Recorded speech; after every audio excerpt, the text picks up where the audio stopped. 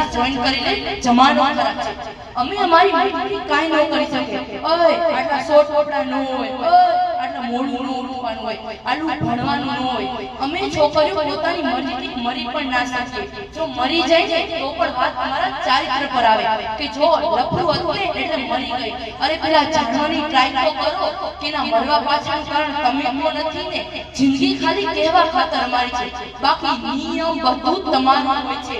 છોકરો love marriage કરે તો ચાલે, પણ જો છોકરી કરે ને તો ઘરની આબરૂ જાય. અરે છોકરી છું તો શું થયું, રોટલી બનાવવાથી કમાવા સુધીની હિંમત રાખું છું. છોકરીને કહો છો કે બેટા ભાગીને લગ્ન ન કરતા, કેમ ઘરની આબરૂ જાય. તો દીકરાને કેમ નથી કહેતા કે બેટા ભાગીને લગ્ન ના કરતો, ઘરની બીજાની આબરૂ ન લાવતો. મોરબી જિલ્લો એની અંદર આટલું નજીક આવેલું ગામ, છતાં 12 પાસ છોકરી ગોતવી મુશ્કેલ છે. આ ગામમાં ઘણી એવી છોકરીઓ છે જેને ભણવું છે, હોશિયાર છે, છતાં મા બાપ ના પાડે છે. જો છોકરી આજે ભણાવવા આવી હોય ને તો તે સારા પદ પર હોય.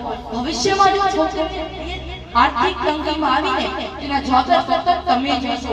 આ ગામમાં એવી પણ છોકરીઓ છે જેને ચિત્ર દોરતા આવડે છે, ગીત ગાતા આવડે છે, છતાં કોઈ સ્પર્ધાત્મક પરીક્ષામાં જવાની વાત આવે ને નથી જવું, આમ નથી કરવું. બસ ધ્યાનથી સાંભળજો કે સાહેબ એક દીકરીને સમજાવવા વાળા લાખો છે, પણ જ્યારે સમજવાની વાત આવે ને ત્યારે કોઈ નથી હોતું. બહાર જાય છે, ફ્રેન્ડના ઘરે જાઉં છું, નથી જવું, હું આવું ત્યારે જાજે, પાછી છોકરીની જાત. અરે ત્યારે જવા દીધી છે તો ખબર હોય ને, તમે કહો છો કે કોઈ છોકરો હેરાન કરતો તો ઘરે કહેજો. અરે ક્યાંથી કહીએ, વાંક ભલે ને ગમે એનો હોય, અમને કહો છો કે બહાર નથી જવું, તું બહાર જાય તો છોકરો હેરાન કરે છે ને, પછી અમારું ઘર બહાર નીકળવાનું બંધ કરી દો છો.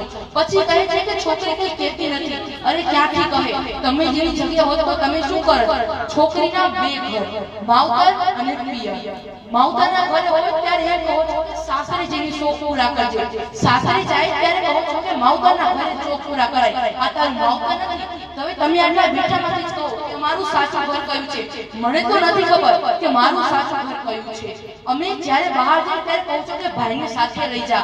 અરે થોડીક તો પ્રાઇવસી હોય ને, ફ્રેન્ડના ઘરે થોડીક વાર તો હોય ને. છોકરી અને છોકરામાં ખાલી એટલો જ ફેર છે કે છોકરો બાર પછી મોબાઈલ માંગે છે અને છોકરી આગળ ભણવાની મંજૂરી માંગે છે. છોકરો બહાર જાય ને તેમ કહેશે મમ્મી હું જાઉં છું, અને છોકરી જશે ને ત્યારે એમ કહેશે મમ્મી હું બહાર જાઉં.